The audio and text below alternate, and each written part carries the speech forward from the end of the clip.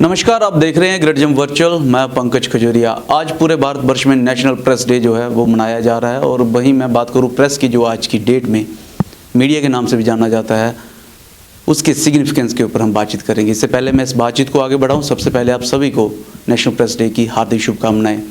Media, जिसको लोकतंत्र का चौथा स्तंभ भी कहा जाता है, voice of the voiceless people भी कहा जाता है, और बड़े सारे मायने हैं इस मीडिया के, इस प्रेस के। क्या सिग्निफिकेंस है, इन सारी चीज़ों में बातचीत करेंगे। और हमारे आज की इस बातचीत में पैनल जो है वो है RM जूसी साहब, जो ग्रेटर जम्मू से हैं। मेरे बाएं तरफ जो हैं दूसरे नंबर पे बैठे अनिल भट्ट जी हैं, जो PTI से हैं। मेरे बाएं तरफ तीसरे नंबर पे बैठे हैं विशाल भारती जी, UNI से। और मेरे बाएं तरफ बिल्कुल मेरे बगल में जो बैठे हैं सुमेंद्र कोल जी हैं, ANI से। क्या कुछ कहते हैं और क्या सिग्निफिकेंस है, क्या चैलेंजेस है और क्या जर्नी रही इस पूरे नेशनल प्रेस डे की, जानने की कोशिश करेंगे। प्रेस डे जो इंडिया में हम मनाते हैं हर साल, आज की डेट में, ये एक्चुअली पीछे चलना पड़ेगा आपको 4 जुलाई 1966 में। 4 जुलाई 1966 में जो है press Council of India establish हुई थी और उसके बाद इसने फंक्शनिंग शुरू की थी 16 नवंबर 1966 को। और बेसिक उस टाइम यही था कि भाई प्रेस को फ्रीडम होना चाहिए, बिल्कुल इस पर किसी प्रकार का दबाव नहीं होना चाहिए। तो क्योंकि फ्रीडम होगी प्रेस को तो तब लोक हित जो है उसको बरकरार रखा जा सकता है। तो बेसिक ये था इसके पीछे। और तब से अब 66 के बाद आज तक एक तो लंबी जर्नी रही है। तो इस जर्नी में काफ़ी बदलाव आ चुके हैं, क्योंकि इंटरनेशनल जो डेवलपमेंट्स होती है उनका अपना रोल होता है, फिर नेशनल लेवल पे जो डेवलपमेंट्स होती हैं उनका अपना रोल होता है। तो जो बेसिकली स्टार्ट किया था हमने जहाँ से, जिस पर्पज से, तो आज की डेट में मुझे पर्सनली ऐसा महसूस होता है कि उसमें थोड़ा डिरेलमेंट आई है एथिक्स को लेकर खासतौर से।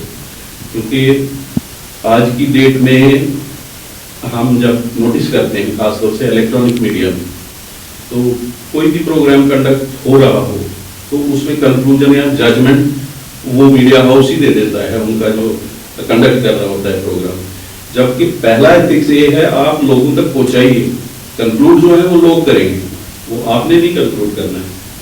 तो यहाँ तक आ चुके हैं, फिर उतार चढ़ाव भी चलते रहे इसमें।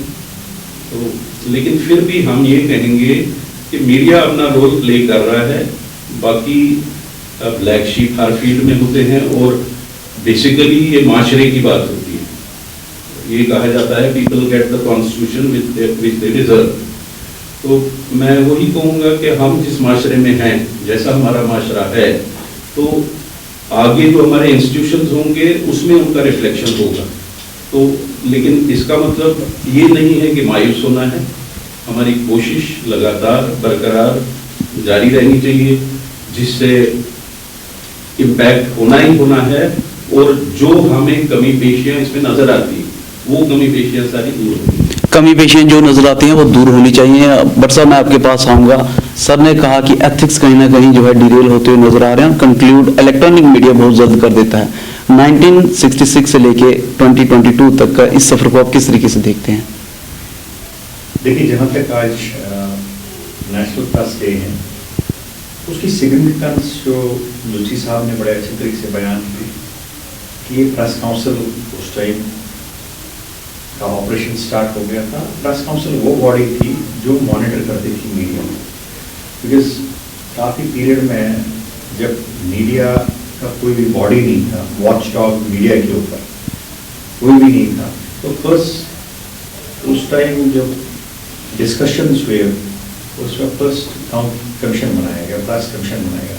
प्रेस कमीशन 1956 में बना और उसी का नतीजा है कि प्रेस काउंसिल का ऑपरेशन में आना, फिर कॉन्स्टिट्यूट करना। और प्रेस काउंसिल की जिसकी भी कंप्लेंट होती थी, क्योंकि ये चौथा स्तंभ था, बड़ा पावरफुल स्तंभ था, और इसका जो फेयर फैक्टर था वो चाहे एग्जीक्यूटिव में या लेजिस्लेटिव या जुडिशियल सिस्टम में था, उसका जो इम्पैक्ट था उस मॉनिटर को अगर आपका एक रेजोल्यूशन था कहीं पे, तो वो प्रेस काउंसिल के आप इंडिया के पास जाते थे, किसी को कंप्लेंट होती थी या किसी को किसी न्यूज़ से प्रॉब्लम होती थी कि ये वन साइडेड है, न्यूट्रल नहीं है, तो उस सिचुएशन में ये प्रेस काउंसिल उस पर्पस के लिए बनाया गया है, जिसमें हम उसको नेशनल, इसीलिए उसको नेशनल प्रेस डे के हिसाब से भी कहा जाता है।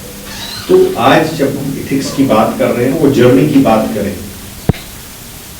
एक लिथो प्रेस से जब ये जर्नी स्टार्ट हो गई थी, एक वर्ड बाय वर्ड कंपोज करके न्यूज़पेपर निकलता था, ब्रॉडशीट निकलती थी, और वहां से आज की जो मोबाइल की तक आपका एक न्यूज़पेपर आज अवेलेबल है मोबाइल में, तो वो जो 56 इयर्स की जर्नी है, अगर आपने देखा होगा कि इसमें बहुत सारे उतार चढ़ाव वगैरह, और टेक्नोलॉजी एवरी सेकंड चेंज हो रही है, तो उस सिलसिले में एक ब्रॉडशीट से ब्रॉडकास्ट पे आए, ब्रॉडकास्ट से आज हम सोशल मीडिया के डिजिटल प्लेटफॉर्म पे आए, यानी सोशल मीडिया जो कहीं पे भी आज जिस जगह पे भी है, अगर वहां पे कुछ चीज होती है, वो शूट करता है और उसको अपलोड करता है, and he becomes the first journalist.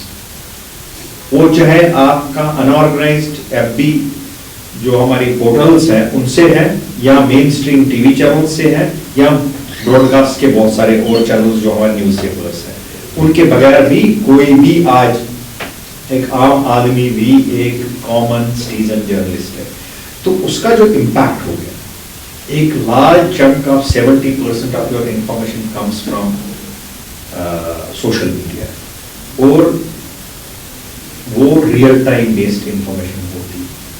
क्योंकि अगर आपने देखा नेपाल के टाइम में जो भूचाल आ गए, उसमें उसी टाइम लोगों ने पिक्चर्स डाल दी, या कोई भी इंसिडेंट एक्सीडेंट होता है, वहाँ जो बंदा वहाँ पे होता है अवेलेबल, वो उसी टाइम पिक्चर डाल देता, आपका मल्टीपल सोर्स ऑफ इंफॉर्मेशन आ जाती है और रियल टाइम आ जाती है। और बट इसमें सबसे बड़ा चैलेंज जो जिसमें इथिक्स की बात की आपने, उसमें आपका एक अनऑर्गेनाइज्ड सेक्टर, ये सब ऑर्गेनाइज नहीं है, क्योंकि जितने भी जर्नलिज्म के स्टूडेंट्स आज, चाहे वो एफबी पोर्टल्स के साथ है, या मेन स्ट्रीम न्यूज़पेपर्स के साथ है, या डिजिटल मीडिया के साथ है, या अपने आप के पेज बना के खुद एक्टिव है एज ए सिटीजन जर्नलिस्ट, हमेशा एथिक्स पढ़ाया जाता है कि you have to balance the story. Balancing of story आज भी, जैसे हम एजेंसी से बिलोंग करते हैं, we have take view point of both the wise, when you do a story, आपने दोनों पक्ष सामने रखने, and people have to decide it. ऐसा नहीं है कि मतलब आप जज भी खुद हो, एडवोकेट भी खुद हो, कल्प्रिट भी खुद हो, और दूसरी साइड डिफेंडर भी खुद हो, मतलब चारों साइड से आप ही नहीं हो, you are just a witness who is presenting a story to the people and they have to decide it। उसमें आपको बैलेंसिंग फैक्टर यही होता है, एक जिसके साथ हुआ है, दूसरा जो कर रहा है, और अगर इसमें लेजिस्लेटिव आर्म इन्वॉल्व है, या एग्जीक्यूटिव आर्म इन्वॉल्व है, या जुडिशियल आर्म इन्वॉल्व है, तीनों का पक्ष रखा जाता है। It is the society who has to take decision. Vishal ji, मैं आपसे यही जानना चाहूँगा, जिस तरीके से यूसुफ साहब ने और भट्ट साहब ने हमें बताया कि ब्रॉडशीट से शुरू हुआ था प्रेस का सफ़र, और उसके बाद जो है ब्रॉडकास्ट पे, और आज की डेट में सोशल मीडिया पे टेक्नोलॉजी तो बड़ी है, लेकिन कहीं ना कहीं इसके साथ जो चीज़ें आई हैं कि कंक्लूड खुद कर देते हैं, खासकर इलेक्ट्रॉनिक मीडिया, या जस्टिफाई खुद कर देते हैं। क्या कहना चाहेंगे इसके ऊपर? इसको आप एज ए चैलेंज देखते हैं, या ये एज ए थ्रेट है आज की डेट में मीडिया के समक्ष? पंकज जी, सबसे पहले तो बहुत बहुत धन्यवाद आपका कि आपने ये आज के दिन ये टॉपिक चुना। तो मैं सबसे पहले जो हमारी फ्रेटर्निटी के जितने भी लोग हैं, चाहे वो प्रिंट से हैं, इलेक्ट्रॉनिक से हैं, डिजिटल मीडिया से हैं, रेडियो से हैं, उनको मैं हार्दिक शुभकामनाएं देता हूँ नेशनल प्रेस डे के ऊपर। बिल्कुल सही कहा जोशी सर ने, मेरे बड़े भाई अनिल भट्ट जी ने, कि एक दौर था जब हमने काम शुरू किया था आज से लगभग 20-22 साल पहले, तो ब्रॉडशीट और ब्रॉडकास्ट और स्टाइल शीट और ब्रॉडशीट के ज़रिए हमने काम शुरू किया था। तो एक जो काम करने का तरीका था वो बिल्कुल हटके था। हम लोग काम करते थे, हम लोग अपनी काम जो है वो हम गलतियां भी देखते थे। हमने प्रिंट से काम शुरू किया, हमारे पास मौका होता था गलती अपनी सुधारने का, गलती देखने का। तो एक लंबे प्रोसेस के बाद जो है सुबह अखबार जो है वो मार्केट में जाती थी। हम भली भांति देख परख कर जो है वो अखबार जो है वो लोगों तक पहुंचती थी। हमारे पास मौका होता था कि हम देखें कि किसी तरह की कोई गलती या कोई नुक्ताचीनी हमारे से रह तो नहीं गई। लेकिन समय बदला, दौर बदला, काम करने का तरीका बदला, जर्नलिज्म के मायने बदले। तो आज डिजिटल वर्ल्ड है, सोशल मीडिया का ज़माना है। तो सोशल मीडिया के बारे में मैं ये ज़रूर कहूँगा कि जहाँ सोशल मीडिया ने लोगों को बहुत ज़्यादा फ़ायदा भी पहुँचाया, लेकिन कहीं ना कहीं इसके नुकसान भी देखे गए। फ़ायदे की अगर मैं बात करूं तो मैं जैसे एक बात ज़रूर यहाँ पे उसका जिक्र ज़रूर करूँगा कि कोविड के दौरान सोशल मीडिया ने बहुत से लोगों को बनाया। कोविड में बहुत से लोग जो हैं वो उभर कर सामने आए, अलग अलग फील्ड में सामने आए। सोशल मीडिया प्लेटफॉर्म्स पे उनके वीडियोस जो हैं वो देखने को मिले वो। लेकिन दूसरी ओर उसका नुकसान भी हमें कहीं ना कहीं देखने को मिला। कोविड में जिस तरह से वीडियो सामने आए, कुछ लोगों ने हॉस्पिटल्स के वीडियो भी सर्कुलेट किए, कुछ लोगों ने किसी और इंसिडेंट्स के वीडियो सर्कुलेट किए। तो वो एक कोविड का पैनिक भी जो है वो लोगों में देखने को मिला। तो हमें फ़ायदा नुकसान दोनों कोविड में देखने को मिले। बात आज जर्नलिज्म की हो रही है तो जस्टिफिकेशन जो कहा कि वो हो जाता आज की बिल्कुल, जैसा मैंने कहा कि जजमेंटल जोशी साहब ने कहा कि हमारा रोल नहीं है जजमेंटल होना। हम जजमेंटल नहीं हो सकते। हम लोगों के सामने, सोसाइटी के सामने सिर्फ जो मुद्दा है वो सामने ला सकते हैं। कोई टॉपिक है उसके बारे में जिक्र कर सकते हैं, लेकिन उसको लोग देखें, लोग समझें। जहाँ जो मशीनरी काम कर रही है, जो हायरार्की काम कर रही है, जो एडमिनिस्ट्रेशन काम कर रही है, ये उसका रोल है देखना कि ये कितना सही है, ये कितना गलत है। सही कहा अनिल भट्ट जी ने कि हम खुद ही वकील बन जाते हैं, खुद ही मुजरिम बन जाते हैं और खुद ही जज भी बन जाते हैं। ये हमारा काम नहीं है। हमारा काम है लोगों तक बात पहुंचाना। उसके आगे उपलक्ष्य में क्या कार्रवाई की जाती है, ये जो काम है ये एडमिनिस्ट्रेशन का रहता है, ये लोगों का नज़रिया रहता है। रिस्पॉन्सिबल जर्नलिज्म की मैं यहाँ बात करूँगा। हमें बहुत रिस्पॉन्सिबल होना पड़ता है, जैसा कि हमें फोर्थ स्टेट कहा जाता है। तो हमारा सबसे बड़ा रोल बनता है कि हम कितने रिस्पॉन्सिबल हैं। डिस्ट्रक्टिव जर्नलिज्म और कंस्ट्रक्टिव जर्नलिज्म ये बहुत मैटर करता है। हम लोग आईना है लोगों के लिए। हम जो दिखाते हैं लोग वही देखते हैं, वही सुनते हैं, वही पढ़ते हैं। तो यहाँ हमारा रोल बहुत इंपॉर्टेंट है। हम जितना ज़्यादा लोगों को कंस्ट्रक्टिव और प्रोग्रेसिव और डेवलपमेंटल पढ़ाएं, दिखाएं और सुनाएं, तो जो लोगों के माइंडसेट हैं, लोगों की आइडियोलॉजीज़ हैं, वो उस तरह से काम करती हैं, वो उस तरह से चैनलाइज की जाती हैं। लेकिन मैं ये नहीं कहता कि आप जो कुछ गलत हो रहा है या कुछ कोई नेगेटिव है तो आप वो मत दिखाइए, लेकिन हर चीज़ को दिखाने का एक तरीका होता है। कुछ चीज़ें क्रिटिक्स बेस्ड भी होती हैं। कुछ जो बातें हैं वो मैसेज, एक क्रिटिक मैसेज के थ्रू भी एडमिनिस्ट्रेशन या सरकार तक पहुंचाई जा सकती हैं जर्नलिज्म के द्वारा, जिसके द्वारा ये बताया जा सकता है कि ये काम इस तरह नहीं तो इस तरह किया जा सकता है, इस तरह हो सकता है, ताकि उसका संज्ञान लिया जा सके, उसके ऊपर जो है पॉजिटिव तरीके से कार्रवाई कहीं ना कहीं कहा जाता है आज की डेट में एथिक्स जो है वो नहीं दिखती। मैं जैसा मैंने आपको पहले ही कहा कि एथिक्स का होना बहुत ज़रूरी है। वो आप उस क्रिटिकल स्टोरी को किस तरह से पेश करते हैं, ये एक पत्रकार पर निर्भर करता है। उसके लिखने के ढंग पर निर्भर करता है, उसके बोलने के ढंग पर निर्भर करता है, उस चीज़ को बताने के ढंग पर निर्भर करता है। जैसे मैं अक्सर कई बार बात करता हूँ, सोशल मीडिया के दौरान हम लोग बहुत सी चीज़ें जो हैं वो भूल जाते हैं। हम लोग अपना मोबाइल का कैमरा घुमाते हैं, 4 चीज़ें दिखाते हैं बिना ये सोचे समझे कि हमारे कैमरे में क्या कुछ ऐसा तो नहीं कैप्चर हो रहा जो शायद नेशनल सिक्योरिटी के अगेंस्ट हो सकता है, वो नेशनल सिक्योरिटी थ्रेट हो सकता है। हम इन चीज़ों का बिल्कुल ध्यान नहीं रखते हैं। तो ये छोटी छोटी चीज़ें हैं, हालांकि ये छोटी चीज़ नहीं है। कई बार जाने अनजाने में जो है हम बिना सोचे समझे, बिना जाने अपने कैमरे में कोई ऐसी चीज़ कैप्चर करके सोशल मीडिया प्लेटफॉर्म पे उसको अपलोड करके वाहवाही लूटने के लिए, जिस तरह से लोग बहुत ज़्यादा लाइक्स लेना चाहते हैं, कमेंट्स लेना चाहते हैं, टीआरपी, आप उसको टीआरपी बोल सकते हैं, तो वो उसके लेने के आदी रहते हैं, लेकिन ये भूल जाते हैं कि हमने जो अपलोड किया है उसका कंटेंट क्या है, वो क्या ऑब्जेक्शनेबल तो नहीं है, क्या वो नेशनल सिक्योरिटी थ्रेट तो नहीं है। तो इन बातों का खास ध्यान रखना बहुत ज़रूरी है। सोशल मीडिया तक तो हम लोग आए, लेकिन एक चीज़ आज भी हमें माननी पड़ेगी कि भले ही सोशल मीडिया में लोग 5, 10, 15 मिनट के वीडियो में अपने आप को देख के बहुत खुश होते होंगे या देखते होंगे कि हमारी आवाज़ दूर तक पहुंच गई, लेकिन उसका पीरियड बहुत शॉर्ट है। प्रिंट की लाइफ बहुत है। एक टाइम था कि लोग, आज भी आप देखिए कि अगर कुछ लोगों ने कुछ इंटरव्यूज़ किए हैं, कुछ इंपॉर्टेंट स्टोरीज़ की हैं, कुछ कॉलम्स लिखे हैं, तो आज भी बहुत से लोगों ने वो प्रिंट फॉर्म में अपने पास संभाल के रखे हैं, आर्काइव के तौर पे संभाल के रखे हैं। वो उनका प्रोफाइल भी ऐड ऑन करता है। सोशल मीडिया में आज जो वीडियो चलता है 1 घंटे बाद, 24 घंटे बाद वो आपको बहुत कम देखने को मिलता है और लोग देखना भी पसंद नहीं करते हैं। सोशल मीडिया एक ज़रिया है। आप वीडियो अगर कोई भी शूट करते हैं तो मुझे नहीं लगता कि इतना टाइम आज की तारीख में लोगों के पास है कि वो पूरे का पूरा वीडियो देखें। वो उसको स्क्रॉल करते हैं और जल्दी से जल्दी वीडियो ख़त्म करने की कोशिश करते हैं, एंड पॉइंट देखते हैं, स्टार्ट देखते हैं और वीडियो ख़त्म। भले ही बीच में कोई बहुत ज़रूरी जानकारी हो, बहुत महत्वपूर्ण बात हो, और स्टोरी का जो क्रक्स है, जो फ्रेमवर्क है, वो उसको देखना ही ना चाहें और वो रह जाए। तो इसके चलते मुझे लगता है कि सोशल मीडिया चैलेंज तो हमारे लिए है ही है, हालांकि फ़ायदेमंद भी है। तो इसको किस तरह से इसका इस्तेमाल होना चाहिए, ये बहुत ज़रूरी है।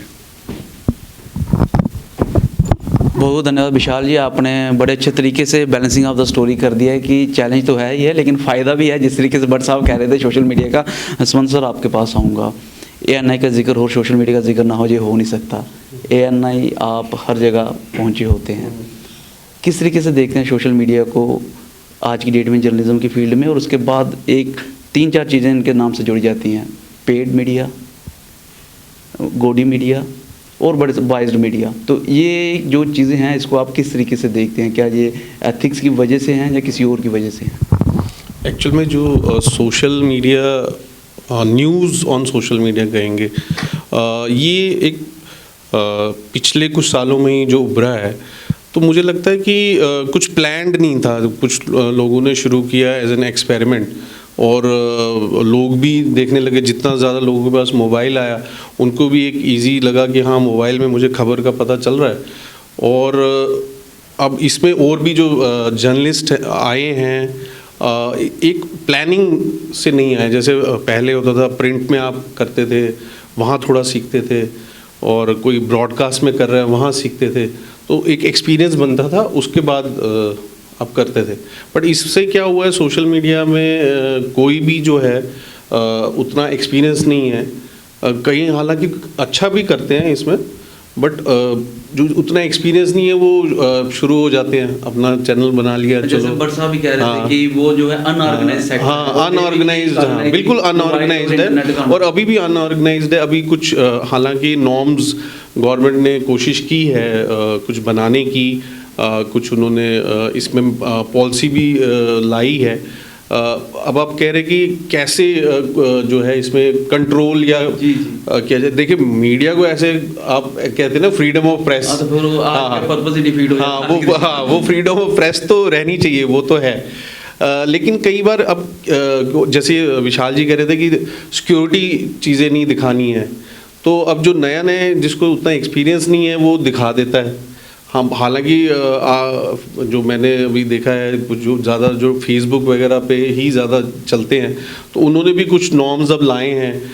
कोई या तो ब्लॉक हो जाता है, तो धीरे धीरे वो चीज़ें हो रही हैं और चेक एंड बैलेंस हो रहा है। लेकिन एक चीज़ तो ये पक्का है कि आप इसको बोलोगे कि ये बंद हो जाएगा, वो नहीं हो सकता, क्योंकि लोग जो हैं इसके उनको एक पता चल गया कि हाँ फास्ट न्यूज़ है एकदम से। पहले होता था अखबार सुबह पढ़ते थे उसमें पता चलता दिन का पूरा था, ये इंतजार उसी करते थे। टाइम कोई खबर हुई है और उसी टाइम आपको पता चल गया। ये फास्टेस्ट न्यूज़ बन गया सोशल मीडिया। इवन आप देखेंगे कि जो चैनल्स हैं, बड़े बड़े चैनल्स हैं, उन्होंने भी अपने एलन जो मस्क ने यही कह दिया। सोशल मीडिया जो उन्होंने बनाए हुए हैं, बड़े बड़े जो चैनल्स हैं, उनके भी सोशल मीडिया पे एक्टिव हैं वो सारे। अपने चैनल्स के नाम पे उन्होंने सोशल मीडिया अकाउंट्स खोले हुए हैं। तो वो एक जेन्युइन न्यूज़, क्योंकि वहाँ प्लान्ड है ना, वो बड़े बड़े चैनल्स है, वो प्लान्ड है, वो खबर देते हैं। जो वो न्यूज़ अपनी टीवी पे चलाते हैं वो यहाँ भी चलाते हैं। प्रॉब्लम कहाँ है, जो ये नए जो आ रहे हैं, नए जिनको उतना एक्सपीरियंस नहीं है, बेसिकली होमवर्क नहीं कहूँगा, हाँ होमवर्क नहीं है जिनके पास, जो जर्नलिज्म तो करना चाहते हैं बट उतना एक्सपीरियंस नहीं है, तो उनको किसी तरह से अगर एक या तो कुछ कोर्सेज हों इसमें, अगर कोई सोशल मीडिया करना चाहता है, या गवर्नमेंट कुछ ऐसा करे कि वही खोल सकते हैं, जो एक कोर्स कोई कर दे, बना दे कि सोशल मीडिया का आपका कोर्स होना चाहिए तभी आप खोल सकते हो। तो एक वो प्लानिंग की ज़रूरत है, तब ये सारा जो एक चल रहा है वो ठीक हो जाएगा।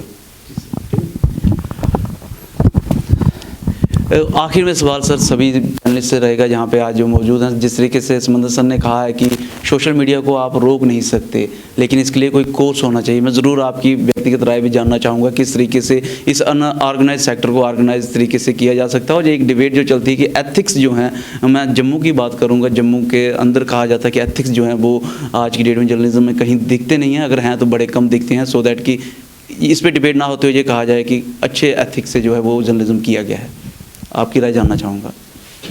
देखिए पंकज जी, इसमें मैं एक बात ज़रूर ये कहूँगा कि इसमें गवर्नमेंट का बहुत बड़ा जो रोल है वो आता है सामने। गवर्नमेंट को ही आइडेंटिफाई करना है कि बोनाफाइड जर्नलिस्ट कौन है। उसमें भी गवर्नमेंट जो है वो कैटेगराइज इन चीज़ों को कर सकती है। वो प्रिंट में भी हो सकता है, जिस तरह से आप generally social media, social language में ये कहते हैं कि उसको फ़िल्टर करना बहुत ज़रूरी है। प्रिंट में भी उसका होना बहुत ज़रूरी है, उसका रेडियो में भी होना बहुत ज़रूरी है, उसका सोशल मीडिया में भी होना बहुत ज़रूरी है। इसमें एक सर्टिफाइड जो जर्नलिस्ट होता है, जिसका एटलीस्ट कम से कम जो एक जनरली आप देखें कि जब कोई किसी प्रोफेशनल फील्ड में जाता है, मैं एज ए प्रोफेशनल, मैं अपना ओपिनियन ये बताता हूँ कि जब कोई प्रोफेशनल फील्ड में जाता है तो आपको चाहे प्रोफेशनल 3 महीने का सर्टिफिकेट कोर्स ही क्यों ना करना पड़े, 6 महीने का कोर्स भी होता है, 1 साल का डिप्लोमा होता है, 3 साल की डिग्री होती है।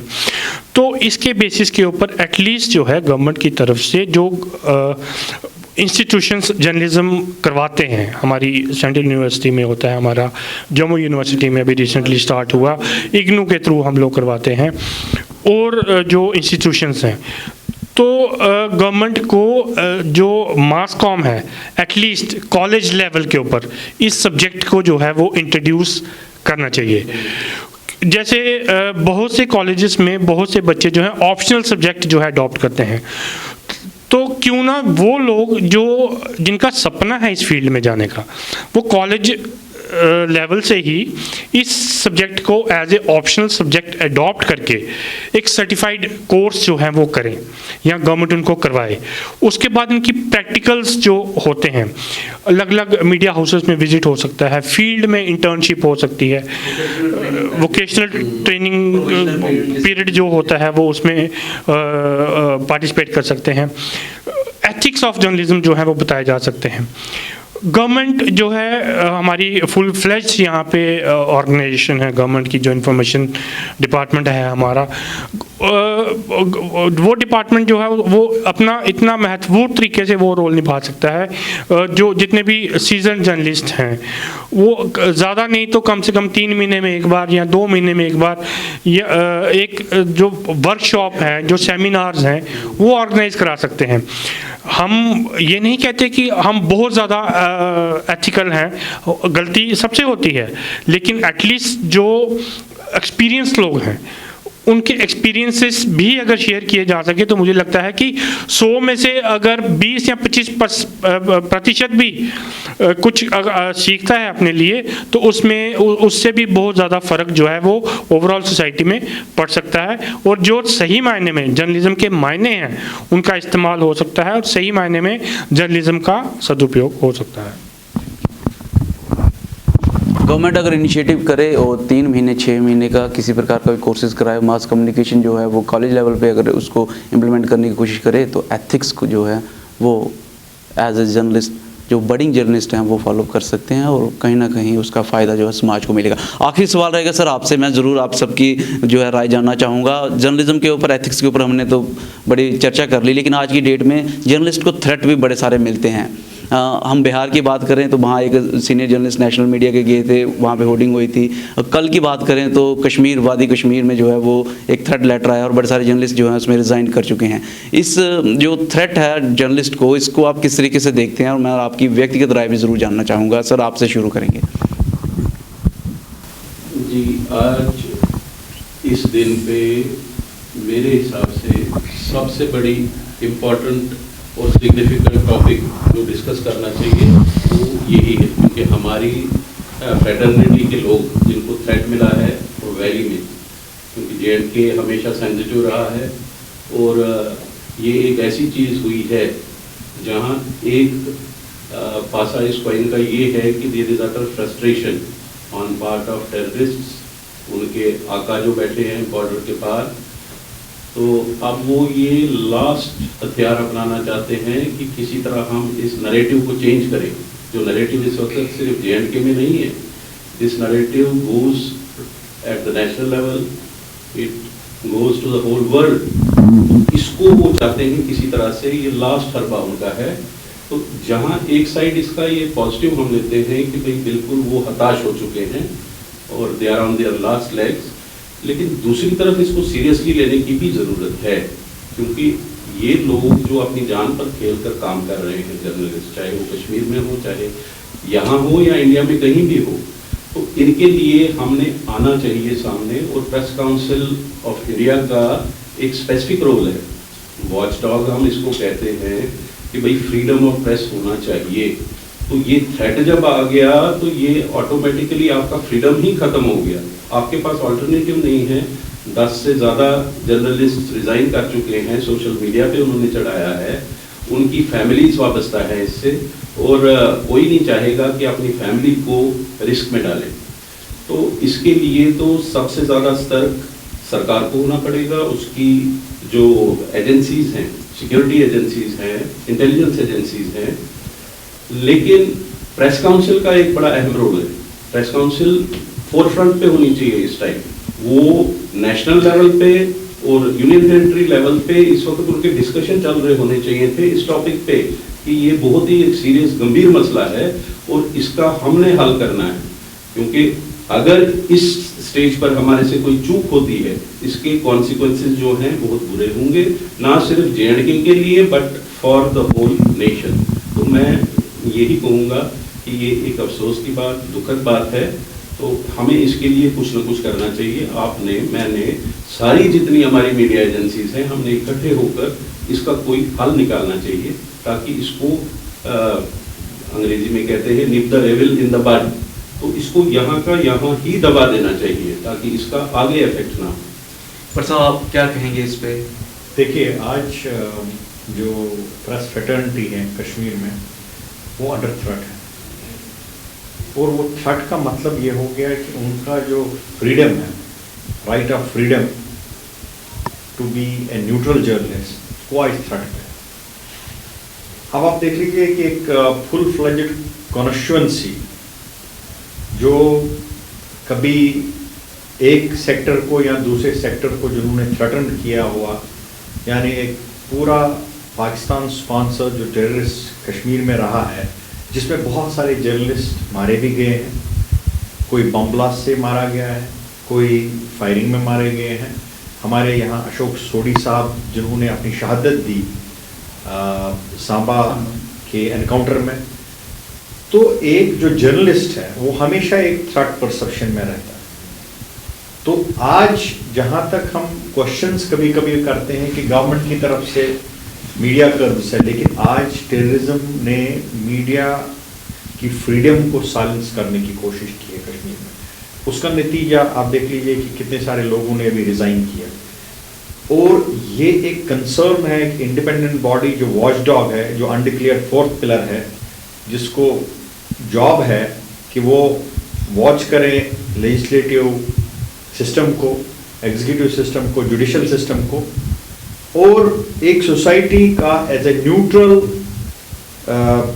एक वॉचडॉग रहे जो गवर्नमेंट बॉडीज पे भी, और उसके साथ साथ एक परसेप्शन जो सोसाइटीज का है उसको उजागर करे, और वो आज in the line of fire from terrorist.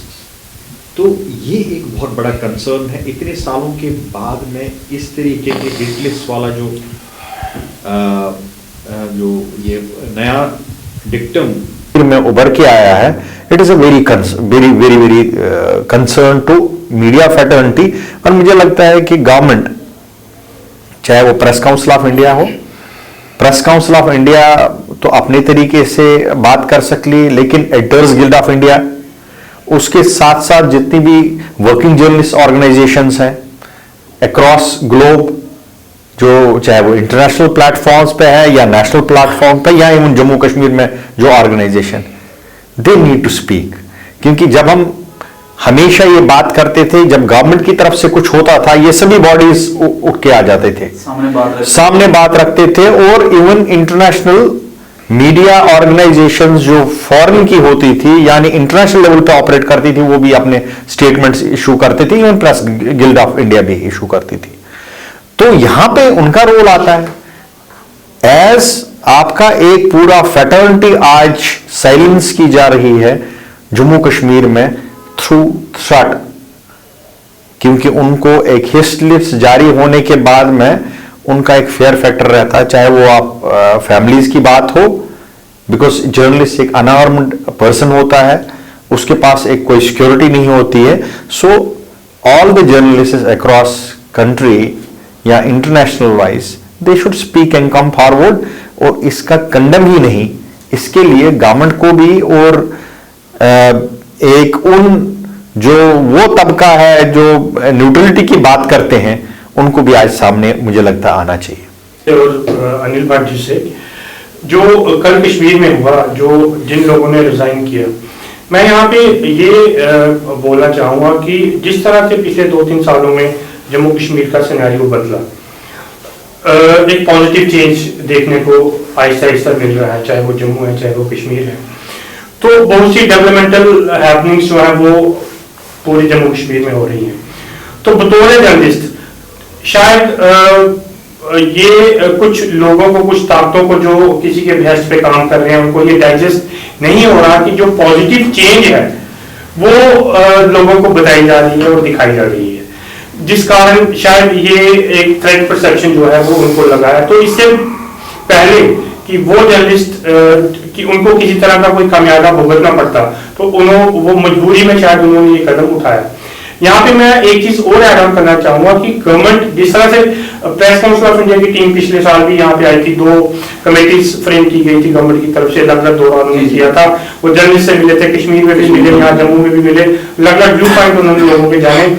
तो एक प्रेस काउंसिल ऑफ इंडिया की टीम जो है उसका एक और जो है वो पैनल एटलीस्ट गवर्नमेंट फ्रेम करे, वो यहाँ विजिट करे, लोगों से मिले, जर्नलिस्ट से मिले, उनकी राय जाने और कारण जाने कि क्या ऐसे कारण हैं कि उनको मजबूरी में ये कदम उठाने पड़ रहे हैं।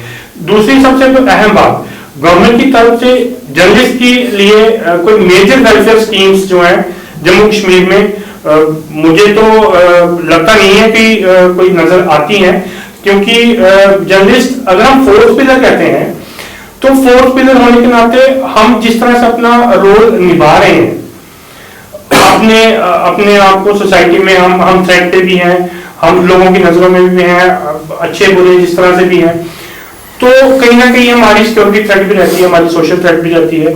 तो उस चीज को देखते हुए गवर्नमेंट की तरफ से कोई मेजर इनिशिएटिव जो है वो नहीं देखने को कहीं मिला है। मुझे लगता है कि इसका भी नोटिस गवर्नमेंट ने लेना चाहिए और आने वाले दिनों में मुझे उम्मीद है कि जो अगला 2023 में नेशनल प्रेस डे हो, तब तक जो है वो पत्रकारों की बेहतरी के लिए सरकार की तरफ से कोई ना कोई जो है काम किया जाएगा। जी सर।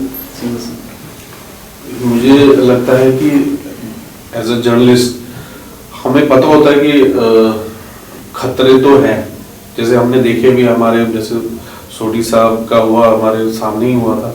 तो अब इन्होंने अगर रिजाइन किया तो इसका मतलब काफी ज्यादा कहीं ना कहीं क्योंकि इतने साल से वो भी कश्मीर जैसी जगह पे काम कर रहे हैं, तो मतलब कुछ एक सीरियस सिक्योरिटी थ्रेट है, इसीलिए उन्होंने रिजाइन किया।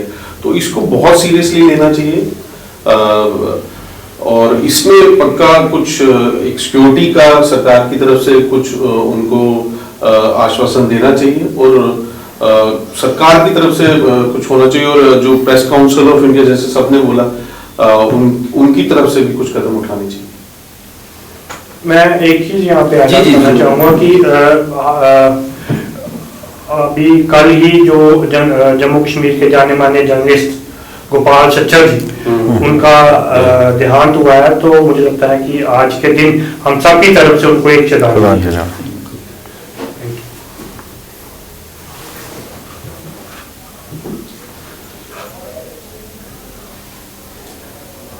बहुत धन्यवाद सर, आपने इतना कीमती वक्त निकाला और आज नेशनल प्रेस डे के उपलक्ष्य में आपने जो है बेशकीमती जानकारी भी दी। और नो डाउट कि जहां हम एथिक्स की बात करते हैं जर्नलिज्म में, वो तो एक मैटर रहेगा ही रहेगा और उसमें गवर्नमेंट का इंटरवेंशन जिस तरीके से विशाल सर ने कहा कि होना चाहिए, सर्टिफिकेशन होनी चाहिए, कोर्सेज होने चाहिए, तो वो उससे हम डील कर सकते हैं। लेकिन बड़ा जो मुझे लगता है कि आज की डेट में जो चर्चा का विषय रहा वो थ्रेट टू जर्नलिस्ट है, कि जर्नलिस्ट को एक थ्रेट रहता है 24/7 जो है वो समाज की सेवा के लिए ही रहता है और उसके बाद सोशल थ्रेट रहता है। और जो कल का वाक्य वादी कश्मीर से आया उस वाक्य से यही समझ आता है कि सारी फर्टर्निटी को बाहर आना चाहिए, जो अफसोसजनक है अभी तक बाहर नहीं आए, जिस तरीके से पैनल डिस्कस कर रहे थे। और प्रेस काउंसिल ऑफ इंडिया को भी जो है इसके ऊपर संज्ञान लेने की जरूरत थी। और मैं जरूर आशा करता हूं कि आपको ये डिस्कशन जो हुई है इसमें कुछ ना कुछ रोचक जानकारी जरूर मिली होगी, लेकिन अपनी वैल्यूबल राय और आपने किस तरीके से इस बात के ऊपर कंक्लूड करने में जो है आप अपने आप को रख सकते हैं कि नेशनल प्रेस डे के उपलक्ष्य में किस प्रकार से क्या थ्रेट जो है आज की डेट में जर्नलिस्ट झेल रहे हैं। बात सिर्फ जम्मू कश्मीर की नहीं है, बात पूरे हिंदुस्तान की हो रही है। कहीं ना कहीं यहाँ अगर उनको जो है टेररिस्ट की तरफ से थ्रेट मिला है तो बाकी भी कहीं ना कहीं जो है जो जर्नलिस्ट हैं वो किसी न किसी प्रकार से थ्रेट से जूझ रहे होंगे। लेकिन फिर भी जर्नलिज्म को एथिक्स के जरिए आगे बढ़ाने की कोशिश है और सोशल मीडिया जो है अभी जर्नलिज्म का नया एक रूपायन है, उसके ऊपर ध्यान देने की जरूरत है, उसको थोड़ा सा ऑर्गेनाइज करने की जरूरत है। ये पूरी डिस्कशन जो है आज इसी के ऊपर बेस्ड थी। अपनी वैल्यूबल राय जरूर रखिएगा और इस वीडियो को लाइक और शेयर करना ना भूलिएगा। एक बार फिर आप सभी को नेशनल प्रेस डे के उपलक्ष्य में हार्दिक शुभकामनाएं। जुड़े रहें गर्जन बच्चों के साथ। मैं पंकज खजूरिया। जय हिंद।